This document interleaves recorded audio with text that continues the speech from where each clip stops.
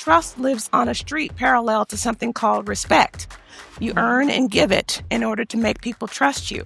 People only want to do business with people they know, like, and trust. And obviously that begins with what they can see and what they can hear. And the first installment in that is honoring your word and showing up and communicating in a clear and consistent manner that can be understood across the board.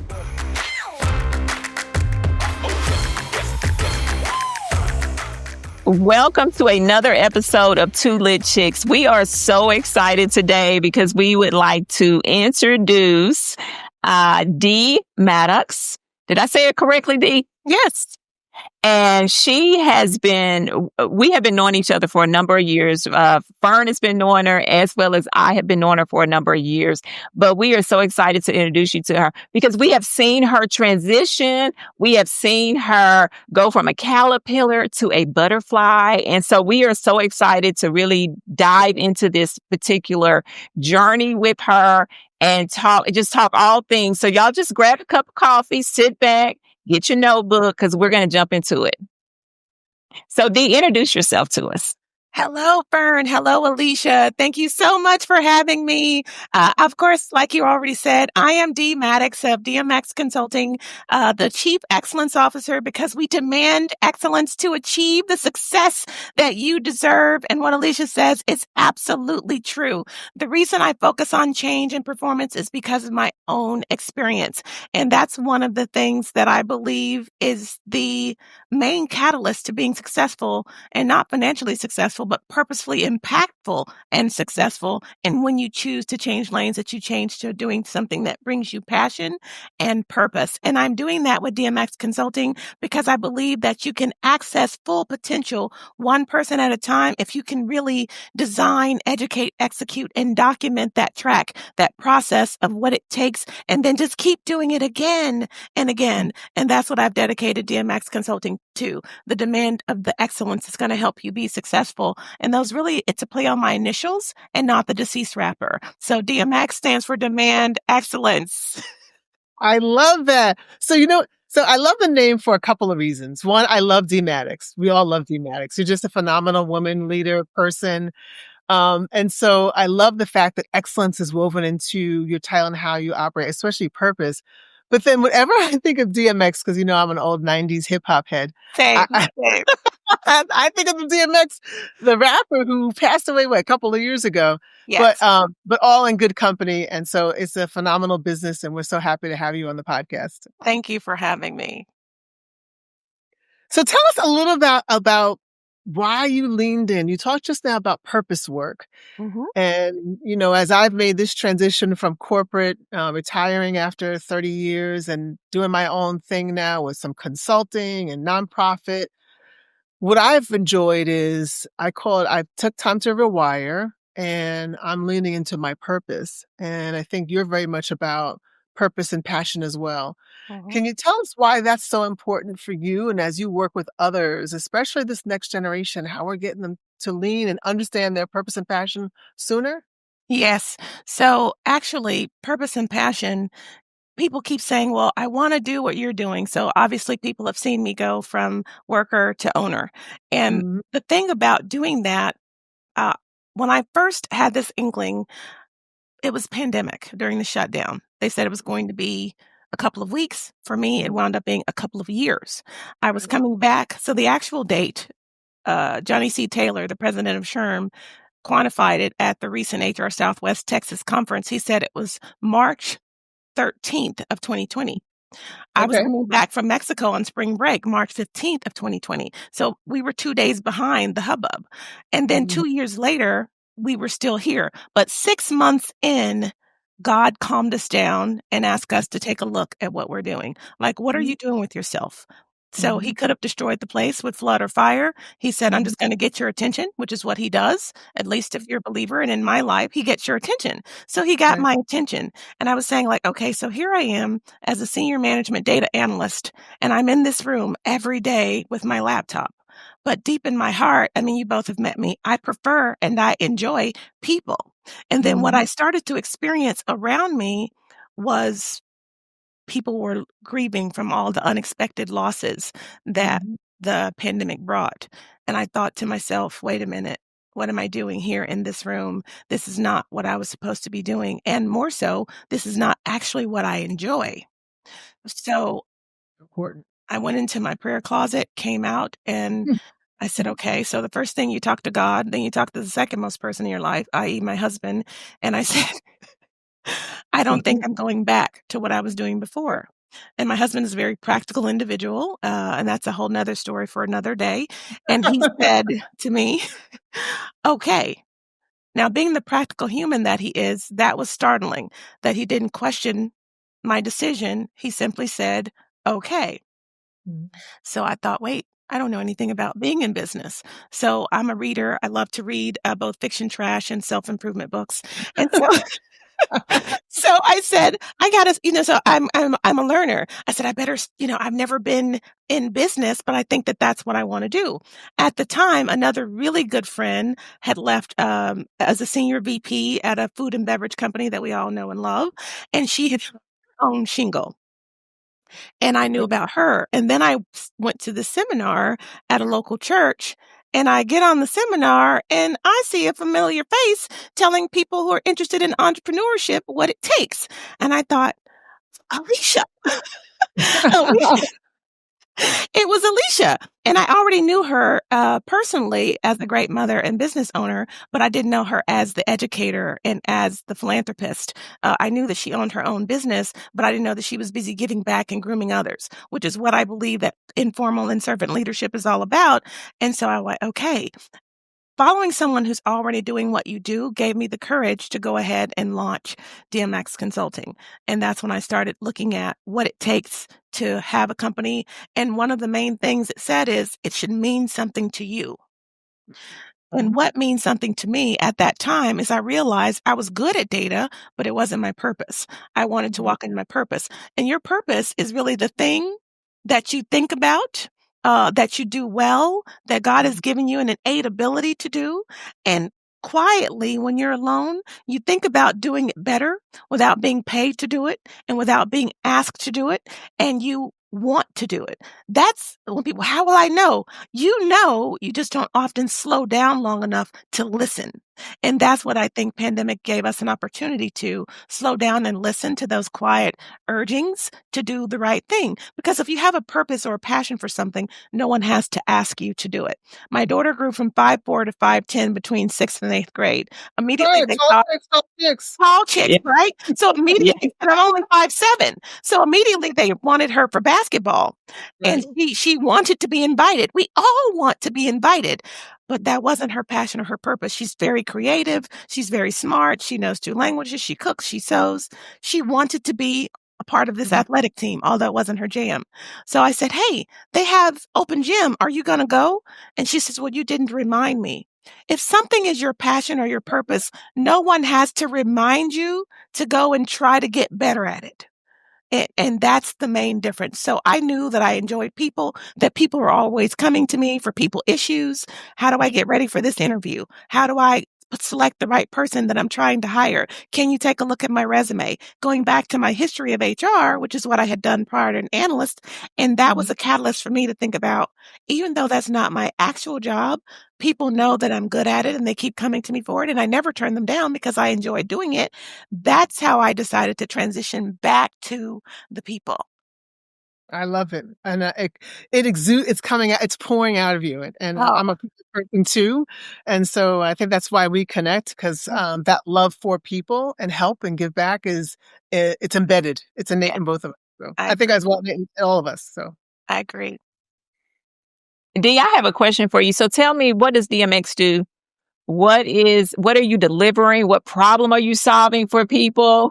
Oh, I am so glad you asked. So in my research about making an impact and doing what you love, I already knew that I loved the people, but the other thing that came up in my research was solving a problem. And it may have been the thing that you actually said in that first entrepreneurial workshop, Alicia, is speaking to the pain. And I think as humans, the pain we know the most about is what, ladies? What is the pain you know the most about? The one that you're most familiar with? as Right. mothers, whether it's postpartum depression, as wives, whether it's spousal issues or challenges, trying to keep your relationship together, as friends and sisters and favorite aunts and neighbors and volunteers. You always have challenges whenever there's more than one brain present.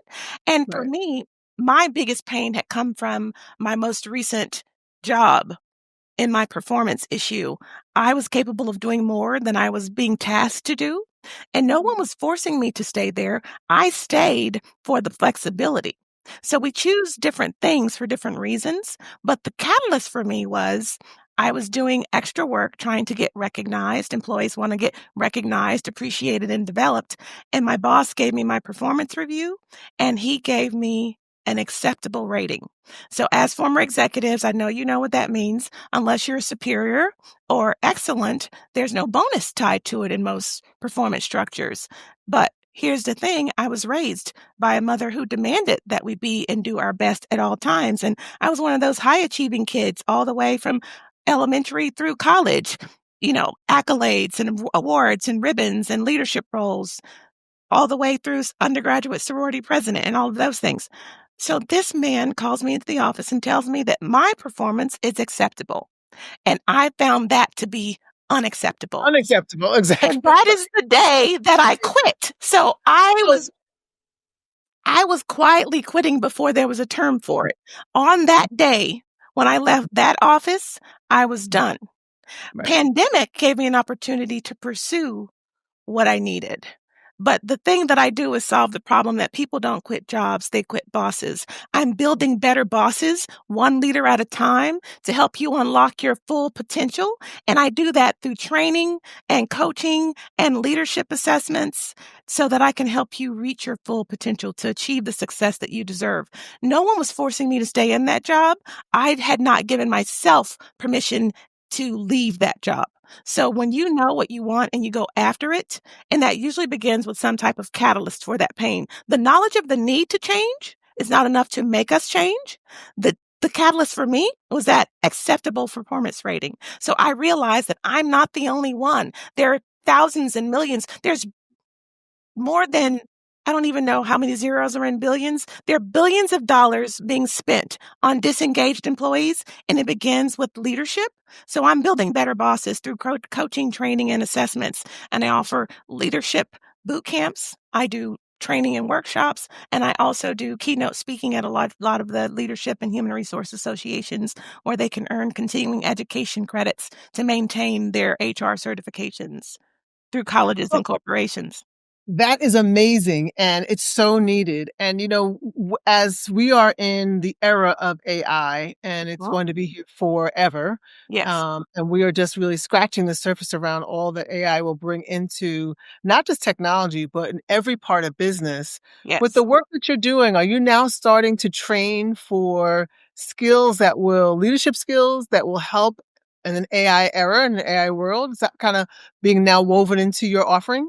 Yes, it is. And thank you for highlighting that. One of my key lines is for those of you who think that AI is going to take your job, it is not. It is going to be your peers and your competition who have learned to leverage AI. They are going to take your job. So as part of my registered platform, the deed, the design, education, execution, and documentation, the design of that success begins with the education of whatever new trend or technology is going to help you be better at your current job. So the premise behind the deed is that you have to own it.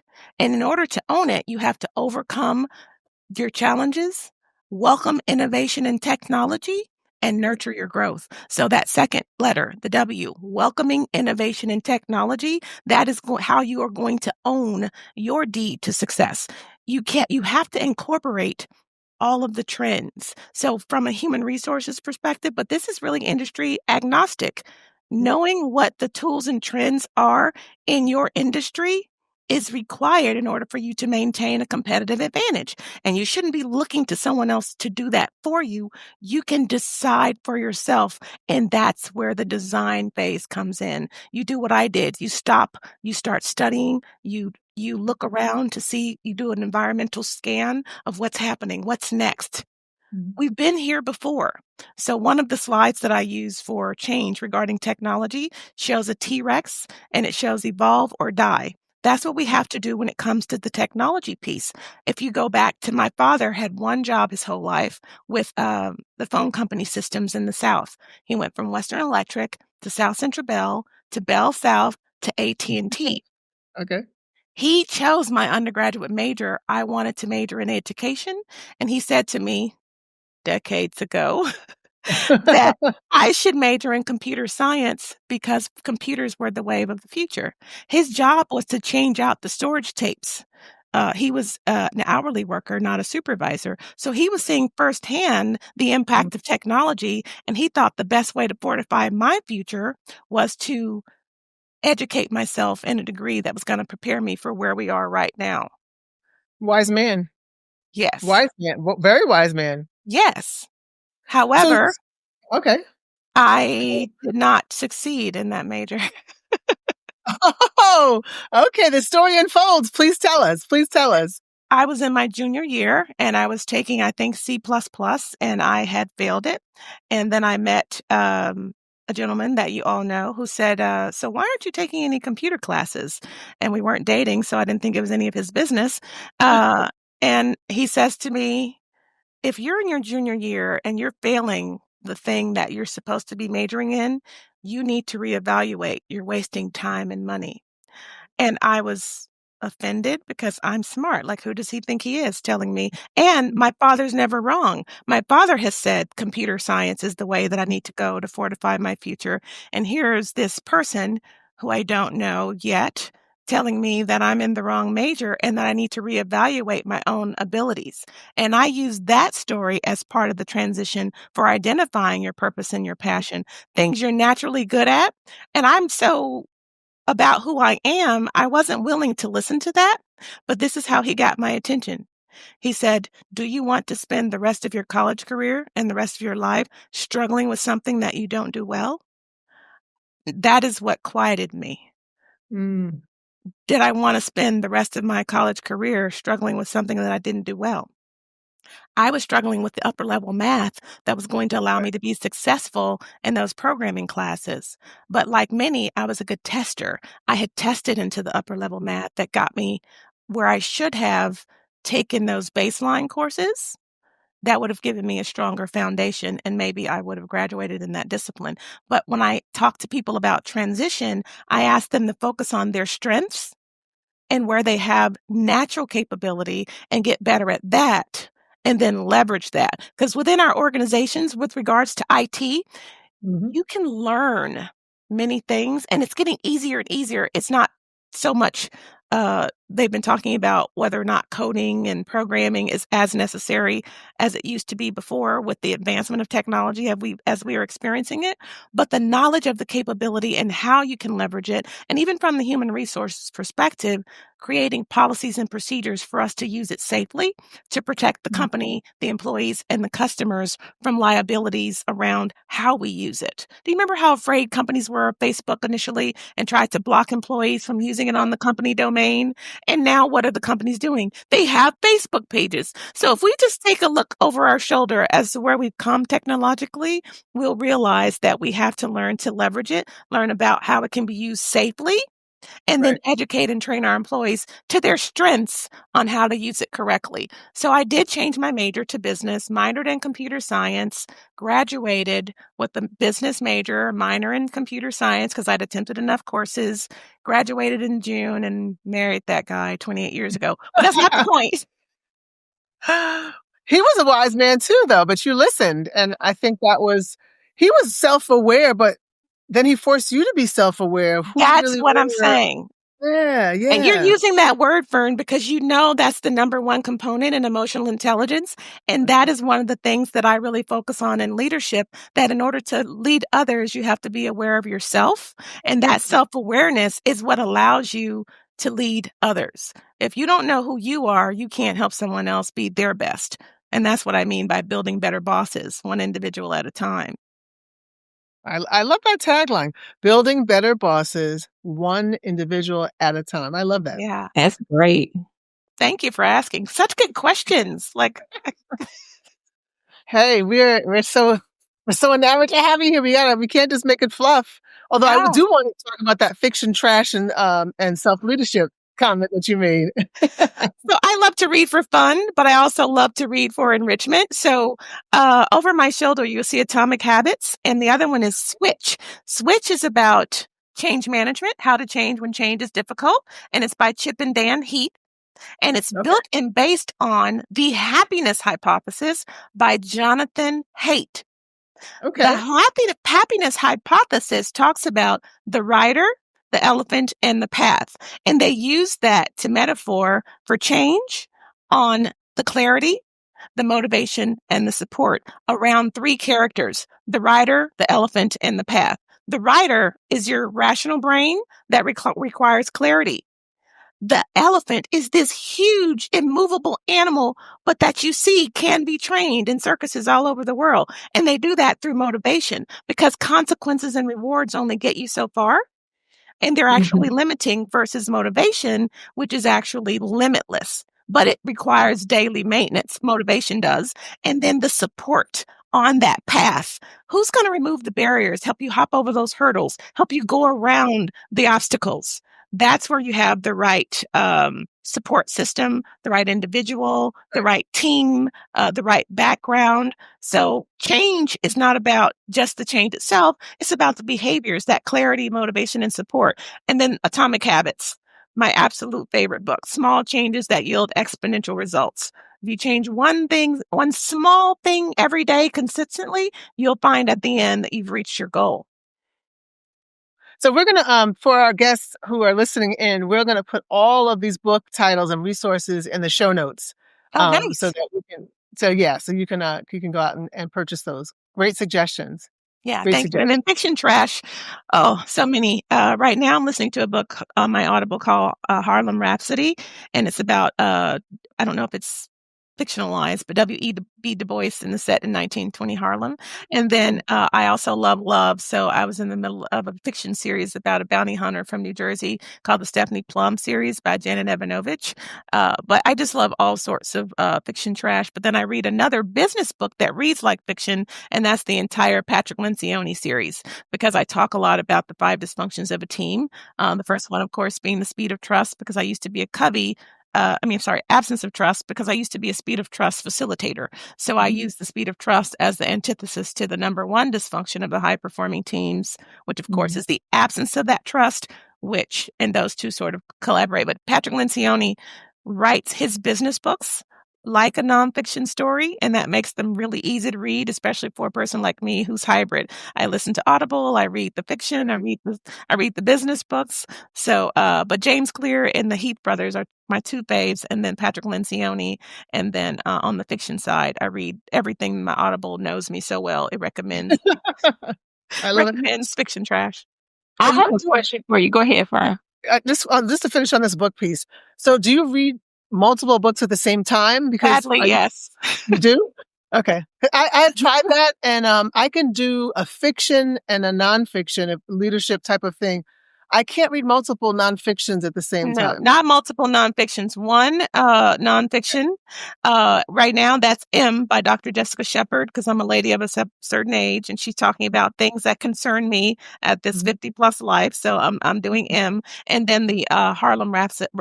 Rhapsody is my fiction book. That's on Audible because I'm doing a lot of driving, and so that gets me through those long commutes to and from events and venues.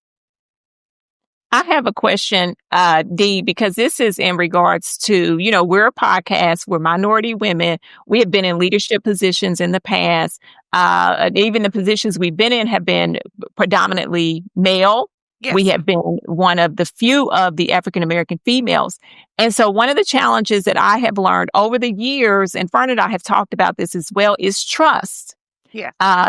People trusting African American women. What would you say to the young person who is up and coming into the leadership role? How do you get your peers, as well as your, maybe the people in management to trust you? Because I noticed you said that about the book, which I've read the book. It's amazing. And it does have an impact on basically how many assignments you get, how many roles, that you are actually exposed to. Trust is everything in an environment. So what would you say to the next young person that's up and coming leader in regards to trust? That is such a good question. And one of the things that I do in order to feed my soul is I mentor usually a high school senior, a college senior, and a young professional.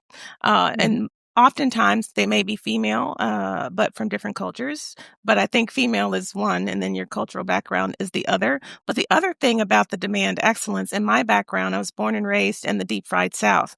My mother, when I say one of the things that drove me to excellence was she was ahead of her time. So I don't really know who my parents are. I guess they're the people who shaped me. She believed that if you made excellent effort in everything you did, your appearance, your speech, your education, then you would minimize people's focus on your differences. So by being a good student, by getting perfect attendance, by always being physically appropriate, you minimize focus on the things that people can see because we're humans and we use those 5 things, our senses, to make the first step of evaluation. So in this day and age, people are always about, oh, I don't have to dress up. It's not about how I look. Well, Sylvia Ann Hewlett wrote a book called Executive Presence. And executive presence is not about being executive. It's about what you look, how you say it, and what you say. And that is the foundation for building that trust. Trust lives on a street parallel to something called respect. You earn and give it in order to make people trust you. People only want to do business with people they know, like, and trust. And obviously that begins with what they can see and what they can hear. And the first installment in that is honoring your word and showing up and communicating in a clear and consistent manner that can be understood across the board. So if you haven't planned and prepared yourself to show up and communicate from a place of preparation, you're hindering your ability to make that connection and build that respect that's going to get you the trust. Broken deadlines, errors in emails, you don't have to be dressed up. But today, so funny story, I have a young adult who lives with me. I said, I cannot talk to you. I'm about to go to my office and I have a podcast. She said to me, you're not wearing a blazer? She knows what professional attire is. And if I were doing a workshop and all the pictures I have of Fern and I, unless we're at a casual event, I'm attired in a blazer or something other than what I say, a graphic tee or something that's noisy, loud earrings or hats. Virtual presence from an executive perspective from any level of the organization means being free from distraction, means having a good sound system, and maintaining clear and consistent communication free from interruption. Even in a virtual setting, for those who want to work hybrid or who don't want to go into the office, you still have a responsibility to represent your own personal values and standards wherever you are. And when you do that, you minimize the focus on those visible differences like culture and gender. So to build on that, just last week I was at SMU, and there was a CXO cohort that's learning, and they're on a program for about 9 months. And they wanted me to talk about your executive brand and when do you start building that brand. And what you're talking about, Dee, parallels with that, because how you show up, how you deliver, how you're just unapologetic with your word, right? Yeah. And you stand by that word starts to build your brand. And what I tell the younger generation who we're speaking to, and we want this podcast for them to listen to, is you don't start building your brand when you become an executive. You start building your brand earlier in your career days, and how you present yourself, how you communicate, like you just spoke of, how you deliver and deliver with excellence all starts to build that brand. And you start to do that early in your career. Would you agree? I definitely agree. It's exactly that. You don't wait. You start performing at the level you aspire to be on day one because you have one opportunity. We know this, Alicia, to make a first impression that very first time, right? So you don't get a do-over. You've already made that first impression. No matter, and it's very difficult to undo. And in the book, The Speed of Trust, it talks about how trust takes a long time to build, but it can be destroyed exponentially quicker. One missed deadline, if people who are using AI and refuse to double check the facts. So if you have a complete outline and you drop it in and say, tweak this or give me some supporting information, you still have a responsibility to check anything that you use because it's not foolproof as nothing is. If you put out a product, whether it's an email, a newsletter, a graphic report, a chart, a PowerPoint, and it's rifled with typo errors, misprints, misspelling, misaligned graphics, the wrong format, the wrong date, all of those are little chinks in your credibility that makes them think about, to Alicia's point, the next time I have a powerful assignment that's going to have wide exposure and exponential consequences, unless it's perfect, I want the one who took that simple assignment and did it perfectly. That's going to be the person who's likely going to create the track record that becomes the go-to person because they can produce repeatedly quality on time with clarity. Those are the things that make you accept or select someone for an assignment because of their ability to handle, as we always say, those smaller assignments, and you do those well and get those bigger assignments. Right. I love it. No, I think we're preaching and teaching the same thing, sister. Preaching and teaching it. And it's really critical, to Alicia's point, when you're female or a female of color. I've had the privilege of working in some spaces where I supported engineering organizations. I was the human capital team lead for space shuttle retirement at Marshall Space Flight Center. At that point, the engineering directorate, and Alicia will verify this, was 90% white male. So the movie Hidden Figures, so appropriate. And by the way, that movie was historical.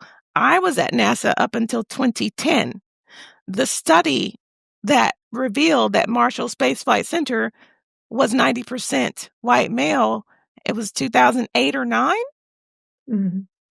So that's not that many years ago. And actually, they've just recently, in the last 5 years, had their first female center director at Marshall Space Flight Center in Huntsville, Alabama. I don't know that people know that Huntsville has the second largest per capita PhDs outside of Silicon Valley. Wait. Rewind. Huntsville, Alabama has the second highest PhD factor per capita outside of Silicon Valley. Oh, yeah. I had no idea.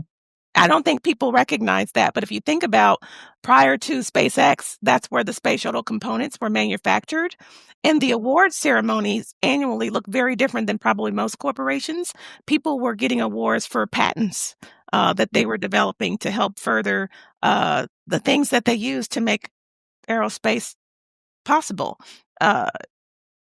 Some of the things I don't know that people know, like there was one thing that you could go work out and they were collecting perspiration because when they're in space, they turn bodily fluids into drinkable water. So the process that filters that was something that was created by engineers that work for NASA. Wireless tools and, Tang and all those things, usually things that are released for public consumption from a technological development standpoint, they've already been used for their scientific purpose and then released for public consumption later. But anyway, that was nope. That was one of my favorite props. I never heard that. So you're dropping nuggets of knowledge. So I absolutely. So NASA also had an on-site library, and you could check out books related to anything. At the time, Rosetta Stone was available in the library. Like they had an on-campus library, and you could check out personal development or professional development books. And I just absolutely, it was probably one of the organizations that prioritize learning more than some other places that I've been. So I absolutely love that. But then in 2008, President Bush wanted to retire our former space transportation because of Challenger and Columbia, and that was mandated during the President Obama administration. So even though it was a 2008 directive, it had to be executed by 2010. And then, of course, now we're relying on billionaires to build our space transportation. Whole nother story.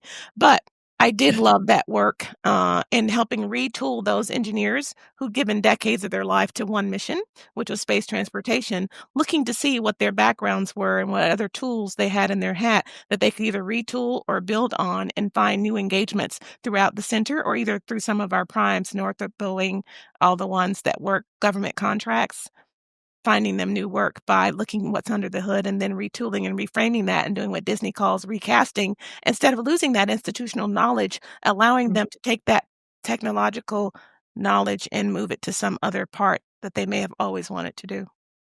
So, what would you tell your younger self? You had all these experiences from NASA, the work at USDA. You're also now working with UT Austin and Collin County. So you have your own consulting business. Yeah.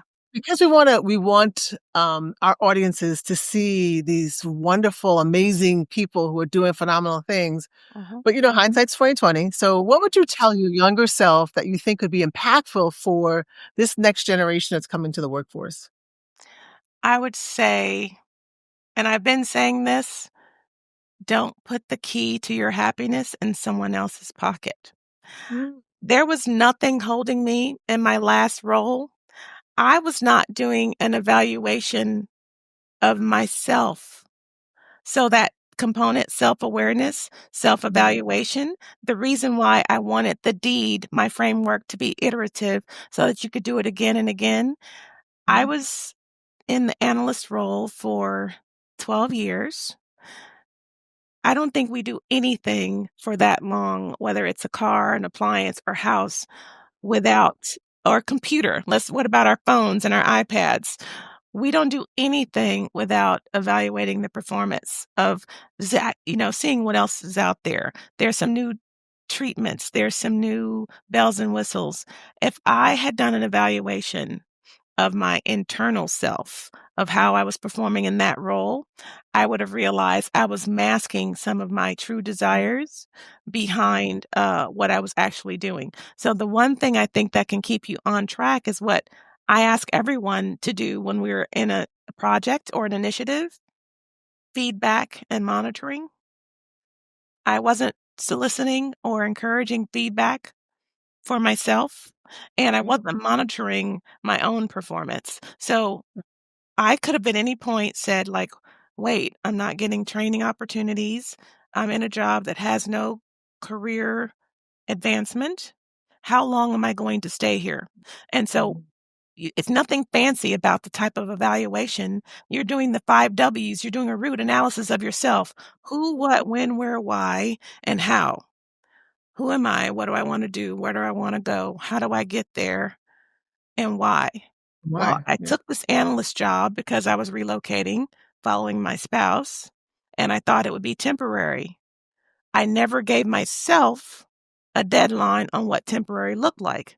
Pandemic made me stop and look. Temporary was 10 years, and I had never once looked under the hood. I didn't give myself a deadline to evaluate how long am I going to allow this role to be temporary before I start searching for the thing that I know that I want to do. I became comfortable, which is what we do, in the role that was allowing me the flexibility and gave me the pay, but I wasn't working at my full capacity. And now in hindsight, I realize I wasn't happy. That's good. I love it. Alicia, do you have a final question before we get to our lightning round? Dee, I have to ask you, because, okay, you said the 5 W's in business, we call it the SWOT analysis. Would you say that the SWOT analysis, evaluating your strengths, your weaknesses and opportunities and threats, are important when you are, evaluating yourself every year? I would say absolutely. Oh, Alicia, that's good stuff.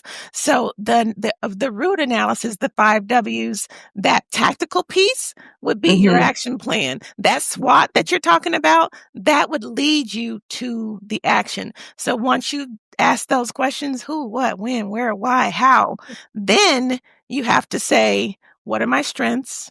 What are the weaknesses? What are the opportunities and the threats? That's going to help you position yourself for that D, that design of the plan, the action plan that's going to move you to where you really want to be.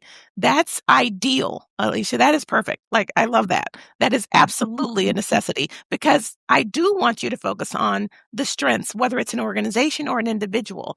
And then what are the weaknesses? Are they some things that I can address to minimize liability and cost and save time? And what are the opportunities? Well, I might need to take an AI prompting class. I might need to go to a webinar. I might need some Coursera, some LinkedIn learning, whatever that looks like, to retool or retrain so you can seize those opportunities. And Alicia, I know you know this. That's why you're Dr. McGaye. You cannot ignore the threats. So that 4-part platform and a lot of the things we say are business-based, we would use them for our personal professional development and look at those 4 key areas. Once you've got the answers to the 5 roots, you definitely have to apply the SWOT. That's beautiful. Love it. So first of all, you've just dropped so many gems for our audience. And for those who are listening, whether you're starting your career, mid-career, Dee has just dropped it for us. And so hopefully you've picked out the books, you picked the deed, you got the SWOT, you got self-awareness. I mean, the list goes on and on. We'll have all those resources in the show notes. But before we close, we like to put some fun into this. And so I was supposed to open up with the lightning round, but then I forgot about it, charge it to my head and heart. So now we're going to close with the lightning round. So just quick fire some questions for you. Okay. So just to learn a little bit more about you, phenomenal woman that you are. Okay, movies or live music? Oh, movies all day, every day. Love movies. Love, love, love. Basketball or football? Oh, basketball. Oh, I got MAP tickets. Sailing or speedboats? Neither. Okay, all right. Hawaii or Alaska? Oh, Hawaii. All right, last one, cakes or pies? Oh, cake all day, every day. All day, every day. All day, every day, How can cake. people get in contact with you? How can they connect with you? Do you have an email? Do you have a handle? LinkedIn? Oh, I Social? do.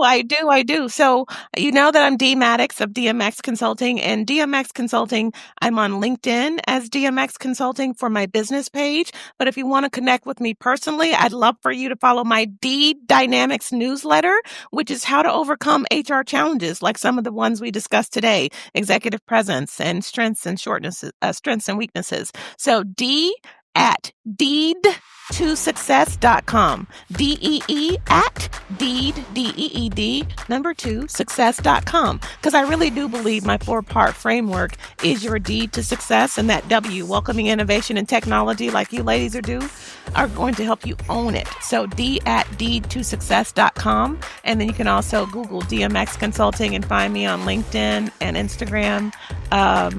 I'd love to have you engage me for anything that you need in terms of training or workshops or speaking. Love you, girl. Thank you so much.